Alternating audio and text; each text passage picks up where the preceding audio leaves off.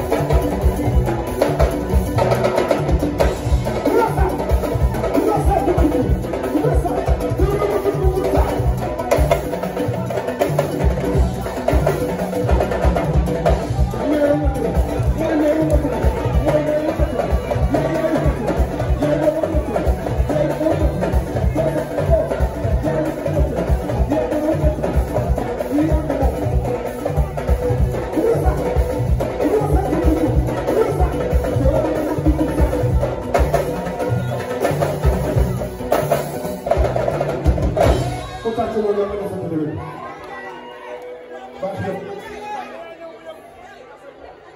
yëpp mu ne waa Diouf Kane daana Samba Ndiaye ma dogo ba ma ñëwee lan ma wax yaay kan ki koy jéem ak ki ko mën a ko xul yaay borom natt bi kon nag sama jaar wax la lu baax nga ñu war a may 1 2 3 go.